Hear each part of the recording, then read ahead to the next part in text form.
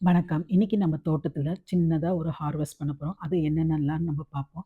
என்னோட தோட்டத்துல 3 புளிய மரம் இருக்கு.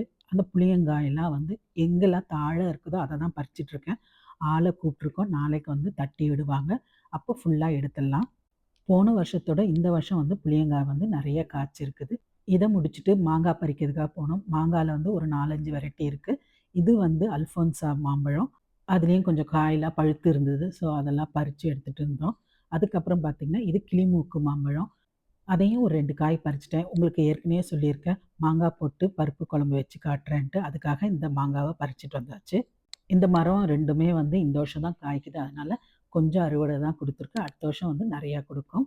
இது வந்து சிலோன் மல்லின்ட்டு போன வாரம் எக்ஸிபிஷன்ல வாங்குனேன். அதுவும் நெறைய பூத்து இருந்தது. சரி பறிச்சுட்டு வந்தேன். ஆனா நம்ம மல்லிப்பூ மாரி வாசனை இருக்காது.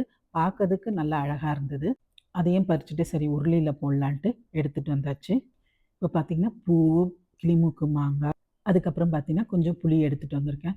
இது வந்து நான் சும்மா தட்டி போட்டு சாம்பாருக்கோ, ரசத்துக்கோ வச்சுப்பேன். முழுசா எல்லாமே பறிச்ச உடனே தான் நம்ம ஆள வச்சு உரிக்கணும். அப்புறம் ஒரு 4, 5 முருங்கைக்காய் இருந்தது. அதையும் பறிச்சாச்சு. அல்ஃபோன்சா மாம்பழம். என்னதான் சொல்லுங்க, நம்ம கடையில வாங்கி மாம்பழத்த சாப்பிடுறதுக்கும், நம்ம வீட்டு மரத்துல இருந்து நம்ம வச்சு பாதுகாத்து, அதுலேருந்து நம்மளுக்கு பழம் குடுத்து, அத வந்து நம்ம சாப்பிடும்போது ரொம்ப சந்தோஷமா இருந்தது.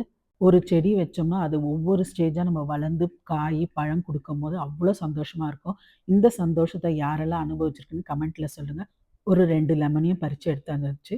யாருக்கெல்லாம் வந்து ஒரு இடம் சின்ன இடம் இருந்தாலும் ஒரு மரமோ, செடியோ வளர்த்து பாருங்க. அவ்ளோ சந்தோஷமா இருக்கும். இந்த வீடியோ பிடிச்சா லைக், ஷேர் அண்ட் கமெண்ட் பண்ணுங்க. மீண்டும் சந்திப்போம்.